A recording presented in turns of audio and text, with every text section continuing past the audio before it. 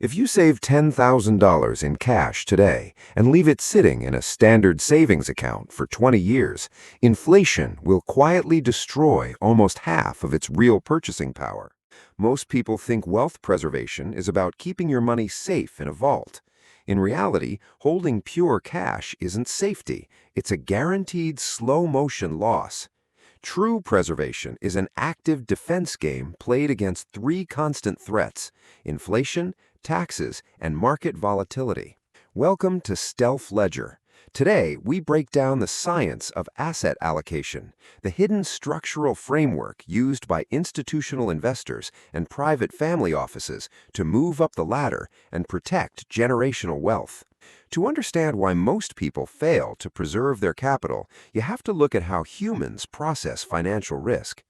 When you look at a bank balance, the number doesn't flicker. It doesn't move up and down like a stock ticker. It feels static, stable, and predictable. That psychological illusion of control is why millions of people keep massive reserves of liquid cash sitting idle.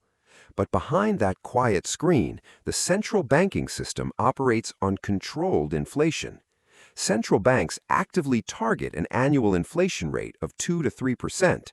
That means the monetary system is literally engineered to dilute the purchasing power of static cash over time. When you hold cash, you're trading market volatility for guaranteed depreciation. You avoid the short-term emotional discomfort of seeing your portfolio flex downward, but in exchange, you accept 100% certainty that your hard-earned labor will buy less tomorrow than it does today. Institutions understand this trade-off intimately. They don't view cash as a store of value. To a private bank or a family office, cash is strictly an operational tool used for two specific purposes: immediate liquidity and strategic deployment during market dislocations. Everything else is put to work. Level 1. Concentration risk. At the beginner level of wealth creation, most people fall into the trap of single asset reliance. When capital is scarce, focus is required to build it. You might build a business, concentrate on a single high-performing stock, or put everything you have into a single real estate property.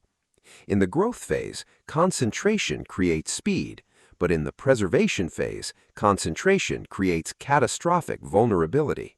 Think of single asset reliance like balancing on a narrow pillar. If the tech sector faces regulatory crackdowns or a local real estate market suffers an economic slump, your entire net worth takes a direct, unbuffered hit. There is no shock absorber built into your system. Many investors confuse conviction with risk management. They hold a single asset class because they understand it best or because it brought them their initial gains. But market history is littered with dominant companies, thriving sectors, and stable asset classes that collapsed under unpredictable macro shifts. If your entire financial foundation rests on a single variable, you aren't investing, you're running a single point of failure system. Level 2. The illusion of diversification. As investors grow their capital, they usually recognize the danger of single asset concentration, so they take the logical next step. They attempt to diversify. However, most retail investors land squarely in the illusion of diversification. They open a brokerage account and buy shares in 5 different technology companies, or they invest in 3 separate mutual funds offered by their bank. On paper, they hold multiple line items. They feel safe because their money isn't sitting in a single stock. Then a market crash hits, interest rates jump, or global liquidity tightens, and every single asset in their portfolio plummets at the exact same time. Why does this happen? Because they confused holding multiple assets with holding uncorrelated risks. If you own 5 tech companies, you don't have 5 distinct investments, you have 5 branches of the exact same sector exposure.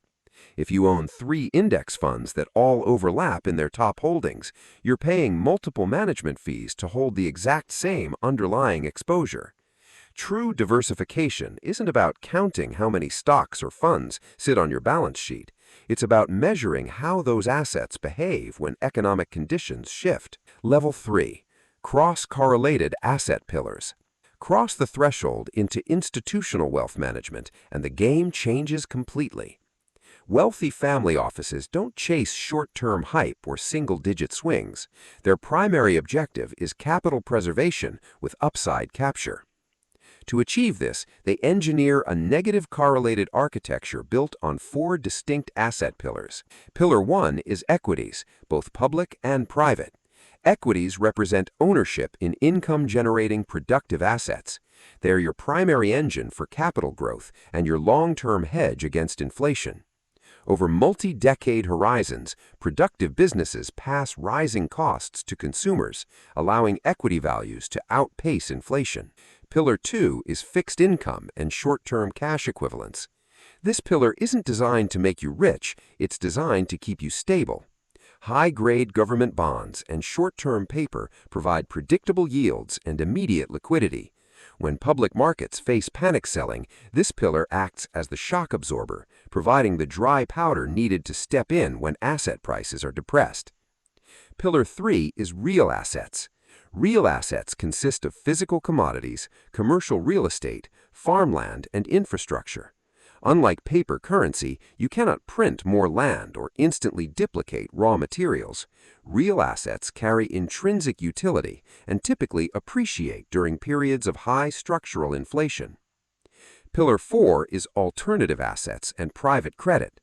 This pillar includes private equity, venture debt, and non-public lending. Private credit investments yield cash flows that are largely disconnected from daily public stock market swings, providing steady, high-yield income shielded from retail market panics. The power of this four-pillar architecture isn't that every asset in your portfolio goes up at the same time.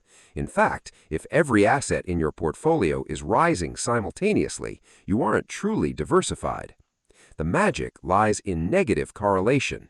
When one pillar experiences a contraction, another pillar holds steady or expands, smoothing out the overall portfolio curve. Level 4. Dynamic engineering. At the highest tier of wealth management, the Echelon level reserved for 8-figure accounts and institutional funds, asset allocation is never a static, set-and-forget pie chart. It is an actively managed, dynamic system governed by strict discipline. They execute this through two critical mechanisms: systematic rebalancing and tax location architecture. First, systematic rebalancing removes emotion from decision-making. Imagine an investor sets a target allocation of 60% equities and 40% bonds. After a massive stock bull market, equities rise, shifting the portfolio to 80% equities and 20% bonds. Uninformed retail investors let it ride out of greed, exposing themselves to massive downside risk right at the market peak. An institutional private bank does the opposite. They systematically sell off a portion of the overperforming equities and redeploy those profits into the lagging bond allocation.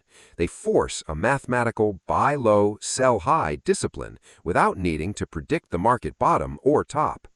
And then they master tax location. It's not just about what assets you hold, it's about where you hold them. High-yield, heavily taxed instruments like private credit or short-term debt are placed inside tax-deferred or tax-exempt structures. Long-term growth assets that benefit from favorable capital gains rates are held in taxable accounts where they can compound for decades. By minimizing legal tax friction, they ensure that compounding works for them, not the tax authority. Building wealth gets you onto the ladder, but understanding asset allocation is what keeps you from falling off. Financial security doesn't come from predicting which stock will double next month or timing the exact bottom of the real estate market. Prediction is a fool's game. True security comes from building a structure so resilient that it thrives regardless of what the macro environment brings. Stop treating your savings like a static balance. Understand the mechanics, balance your risk across uncorrelated pillars, and move up the ladder on your own terms. If this breakdown gave you a fresh perspective on how capital is structured, hit the subscribe button and turn on notifications. Welcome to Stealth Ledger.